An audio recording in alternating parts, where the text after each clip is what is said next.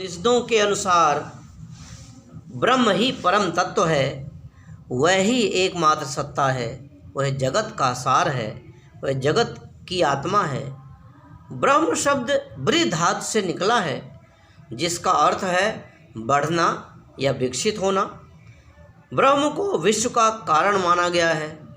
इससे विश्व की उत्पत्ति होती है और अंत में विश्व ब्रह्म में विलीन हो जाता है।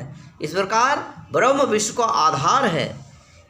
एक विशेष उपनिषद में वरुण का पुत्र भृगु अपने पिता के पास पहुंचकर प्रश्न करता है कि मुझे उस यथार्थ सत्ता के स्वरूप का विवेचन कीजिए, जिसके अंदर से समस्त विश्व का विकास होता है और फिर जिसके अंदर समस्त विश्व समा जाता है। इस प्रश्न के उत्तर में कहा गया कि वह जिससे इन सब भूतों की उत्पत्ति हुई और जन्म होने के पश्चात जिसमें ये सब जीवन धारण करते हैं, और वह जिसके अंदर मृत्यु के समय ये विलीन हो जाते हैं, वही ब्रह्म है। उपनिषदों में ब्रह्म के दो रूप माने गए हैं। नंबर 1 परब्रह्म, दूसरा अपर ब्रह्म। परब्रह्म असीम, निर्गुण, निर्विशेष, निष्प्रपंच तथा अपर ब्रह्म ससीम, सगुण, सविशेष एवं सप्रपंच है।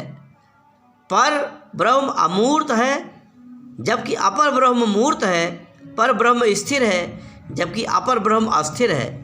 पर ब्रह्म निर्गुण होने के फलस्वरूप उपासना का विषय नहीं है, जबकि अपर ब्रह्म सगुण होने के कारण उपासना का विषय है। पर ब्रह्म की व्याख्या नेति नेति कहकर की गई है, जबकि अपर ब्रह्म की व्याख्या इति इति कहकर की गई है। पर ब्रह्म को ब्रह्म एब्सोल्यूट तथा अपर ब्रह्म को ईश्वर गॉड कहा गया है।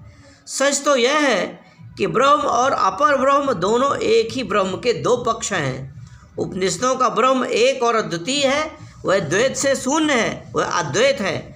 उसमें ज्ञाता और ज्ञेय का भेद नहीं है, एक ही सत्य है। नानात्व अविधा के फलस्वरूप दिखता है। इस प्रकार उपनिषदों के ब्रह्म की व्याख्या एकवादी कही जा सकती है। ब्रह्म कालातीत है, टाइमलेस है, वह नित्य और शाश्वत है, वह काल के अधीन नहीं है। यद्यपि ब्रह्म कालातीत है, फिर भी वह काल का आधार है। वह अतीत और भविष्य का स्वामी होने के बावजूद त्रिकाल से परे है। ब्रह्म दिक् की विशेषताओं से शून्य है। उपनिषद में ब्रह्म के संबंध में कहा जाता है कि वह अणु से अणु और महान से भी महान है। वह विश्व में व्याप्त भी है और विश्व से परे भी है। वह उत्तर में है, दक्षिण में है, पूर्व में है, पश्चिम में है। वह किसी भी दिशा में सीमित नहीं है, वो सब दिशाओं में है। इस प्रकार ब्रह्म दिक् से परे होने पर दिक् का आधार है। ब्रह्म को उपनिषद में अचल कहा गया है। वह अचल होकर भी गतिशील है। यद्यपि वह स्थिर है, फिर भी वह घूमता है। वह अचल है, परंतु सबों को चलायमान रखता है।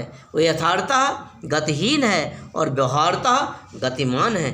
ब्रह्म कारण से परे है, इसलिए वह परिवर्तनों के अधीन नहीं है। वह अजर है, अमर है, परिवर्तन मिथ्या है। वह कारण से शून्य होते हुए भी व्यवहार जगत का आधार है। ब्रह्म को ज्ञानम माना गया है। उपनिषदों के ऋषियों ने जागृत, स्वप्न तथा सुषुप्ति अवस्थाओं का मनोवैज्ञानिक विश्लेषण करने के पश्चात यह प्रमाणित किया कि आत्मा चेतना ही परम तत्व है। आत्म चेतना ही परम तत्व है। सेल्फ कॉन्शियसनेस ही परम तत्व है। आत्म चेतना ही आँख, नाक, कान को शक्ति प्रदान करती है। ज्ञानम ही जगत का तत्व है, वही आत्मा है। उसे ही दूसरे शब्दों में ब्रह्म कहा गया है। उपनिषद में ब्रह्म की निषेधात्मक व्याख्या पर जोर दिया गया है। बृहदारण्यक उपनिषद में नेति नेति के सिद्धांत का प्रतिपादन किया गया है। याज्ञवल्क्य ने कहा कि ब्रह्म न यह है न वह है, नेति नेति। हम सिर्फ यह कह सकते हैं कि ब्रह्म क्या नहीं है, हम यह नहीं कह सकते कि ब्रह्म क्या है। ब्रह्म की व्याख्या नकारात्मक शब्दों में बृहदारण्यक उपनिषद में इस प्रकार की गई है। वह स्थूल नहीं है, सूक्ष्म नहीं है, लघु नहीं है, दीर्घ नहीं है, छायामय नहीं है, अंधकारमय नहीं है। वह रस तथा गंध से विहीन है, वह नेत्र तथा कान से विहीन है। उसमें वाणी नहीं है, श्वास नहीं है, उसमें न अंदर है न बाहर है। कठ उपनिषद में निषेधात्मक व्याख्या पर बल देते हुए कहा गया है कि ब्रह्म अशब्द, अरूप, अस्पर्श, अरस, अगंध, अनादि और अनंत है। तैत्तिरीय उपनिषद में ब्रह्म को वाणी एवं मन से परे बतलाया गया है।